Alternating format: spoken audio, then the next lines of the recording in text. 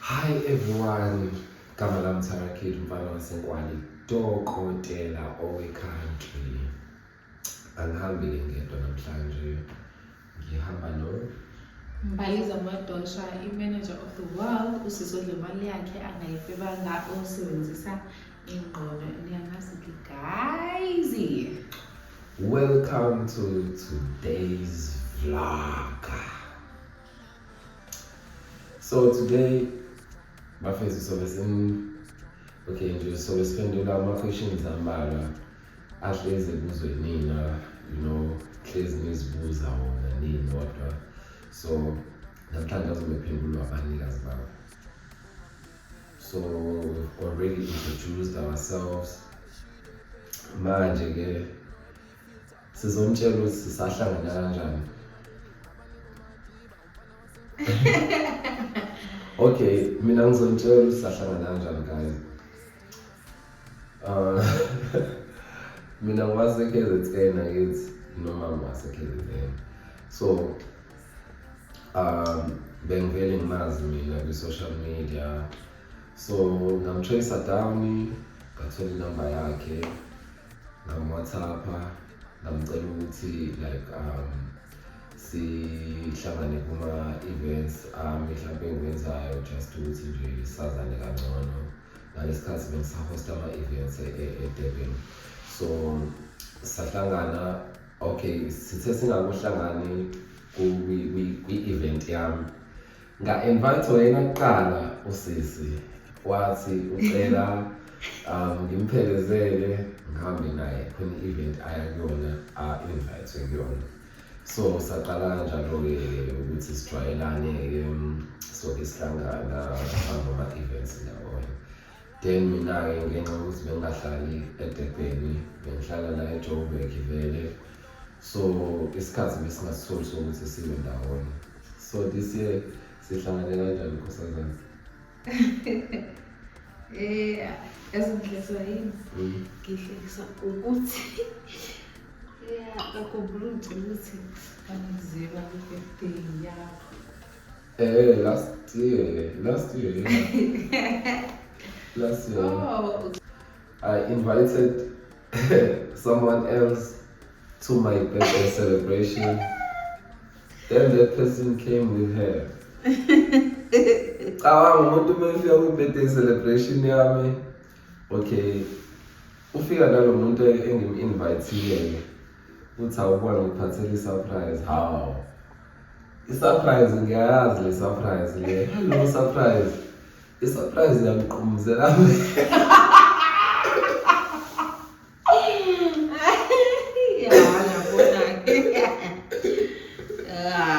Surprise yangiqumuzela amehlo nje.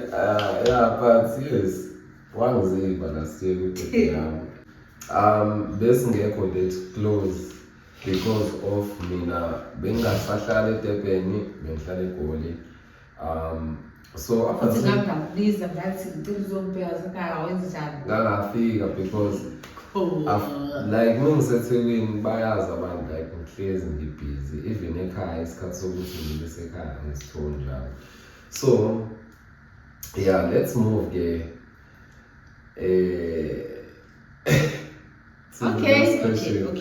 Okay. Then sahlangana la. Sahlangana kwabhalela usisi wami cause vele bengamphenduli. Besimengibhalela besingakhona ucommunicator, so besixhumana nosisi wami, ngikhuluma naye. Wathi uzofika. Anganolutho ngikhulumana, ngangenaso nje isikhathi. Okay, sharp. Ungitshela ukuthi hamba uthanda ukuthi uzofika la, ngathi okay cool. Right. Mina ngaphela ngafika. Ehamba nomngane wakhe. Yeah. So kahle la wekhaphe umngane wakhe ezopromota ingoma. Yeah. Kwayaba leyo ngoma esizopromota mina. Kwakuyantombi. No. Yes, kwakuyantombi. So mina kahle ngangilesi ibhizinisi kwena. Ngiyakade ngicela umngane wami uqede. Yeah. Ngicela ngisa kumbala. So ngenxa yokuthi nakhona ngihlezi ngibhizi ngingasitholi isikhathi. So ngagcina ngi-WhatsApp wangangiphendula on time. Mungangiphenduli ngavele ngatshela usisi wakho ngathi okay lalela sister ngicela ukuthi simshaye nge-surprise ngiyeza. Ngalo suku engithi ngizoza ngalo umuntu wakhona ngam-WhatsApp ekuseni wangiphendula waze wathi cabanga phela lo muntu sacela ukukhuluma naye 2 or 3 years ago wathi ku-WhatsApp and futhi lento engiyikhuluma manje ngizomkhombisa yona bazoyidisplaya lapho. Wathi awufuni wathe kushuthi umuntu uzophekayo madodana manje. Like, yeah, for real, and some doubt me Yeah. So yes, yeah. Apparently, promote ingoma. Must promote ingoma. It turns out to even the song we were promoting. Angazi noma ngizothi uNkulunkulu kwase kuyisikhathi kanjani. Usisi wabantu wavele wathanda ingoma yami.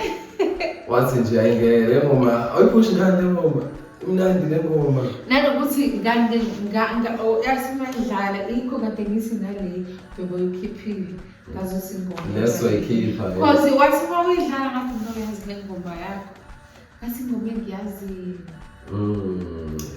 yabo maybe it's because of ngenza ingoma ezikhethi ngenza ingoma ezizonathana abantu abaningi like ingoma like ezithinta wonke umuntu so kuba lula ukuthi even ingoma yami uyilalele yabo kube lula ukuthi uyibambe or kube ngazi ukuthi ingoma usuke wayizwa vele yabo this year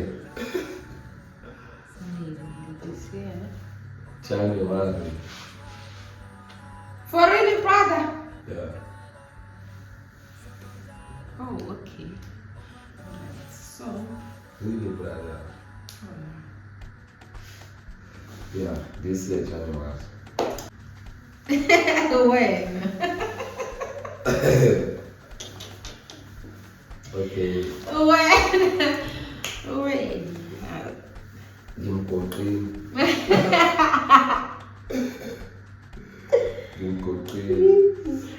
yazi nanokuthini mina nanokuthini into engingayisho ukuthi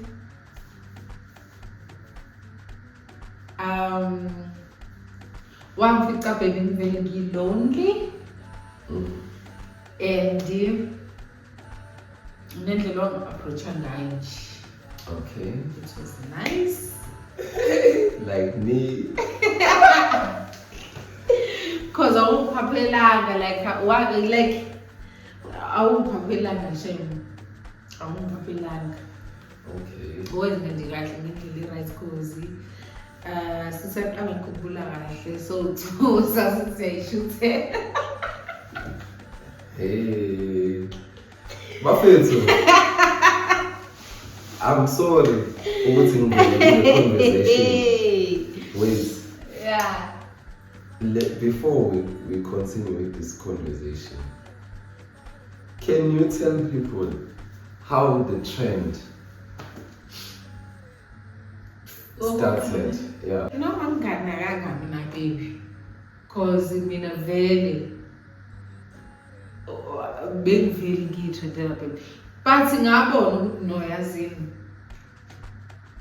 kunomehluko okunaloku ebengitrenga ngake eqaleni understand yeah so yeah okay so ngicela ukubuza because you've been posting mhlambe iy'thombe zakho namajita mhlawumbe ahlukahlukene maybe ama-fans akho abangani bakho abanye yini yenza ukuthi uma uphosta isithombe sami nje ucabanga abantu bevele bethi hayi umuntu wakho lo because when you posted our pictures awuzange uthi awunangumuntu wami yeah wanje wathetha-ke wafaka inhliziyo then abantu bathi okay uSibani Thomusha. Tell me. Like, to be honestly, mina ngizosho nje ukuthi it's because abantu bese bekujwayele nginomuntu vele already. So bese benayo abantu leyo nto leyo ukuthi make bengaposta nomuntu wesilisa bathini uSibani because bebengazi vele nginomuntu. So mase ngekho surely balindele ukuthi abe khona umuntu. Okay. So tell me, what do you like about me? Sengithi nomoya phansi, uyahlonipha. Uneqiniso. Ne?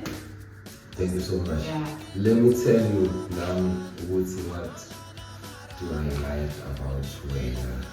Okay. Mina into engiyithandayo ngayo bafethu, ngithanda ukuthi umuntu wesifazane ohlukile number 1. Number 2, ngithanda ukuthi uyangithanda. Angithanda kancane, ngithanda kakhulu. Uyangisapota nomuntu.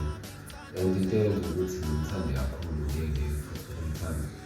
It's because wenze into ehlukile empilweni yami and ufike wayishintsha empilweni yami. Out of bonke abantu benza ukuthi mhlawumbe bangisapota ngale ndlela engangisapothe ngayo. Hayi kuvele kwaqhamuka yena.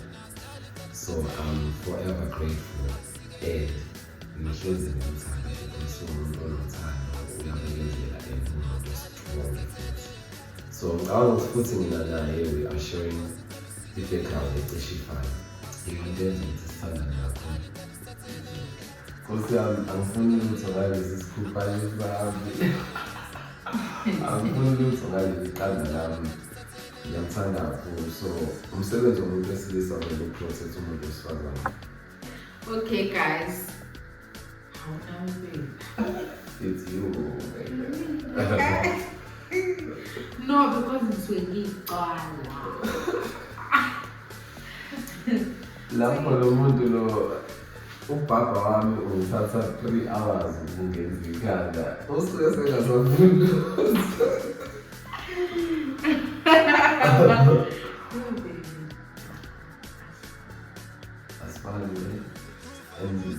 Just guys, yikho futhi ngikuthanda ubebe angazi njani. Hayi, angifani nje yani. Ubuzwe angazi. Yes, nami ngiyabekezela but mina sengiyabona ukubekezela kwezinye izinto. Yabo? Yeah. Not lezi nje. Yabo lezi nje. Hayi wena good. Ngiyabekezela mina. Too much. Yeah, because I think it's because of i-background engiqhamuka kuyona or indlela engikhuliswe ngayo. Yabo, yeah, ukubekezela kubalulekile. Yabo, if ukhule uwumuntu mhlambe obethi uma ecela into ungayitholi ngesikhathi wena ufuna ngaso, kuyakufundisa ukuthi ubekezele. Wazi futhi ukuthi let's say nje kusasa into iyalindwa ukuze uyithole. And vele into enhle ukuze uyithole iyalindwa.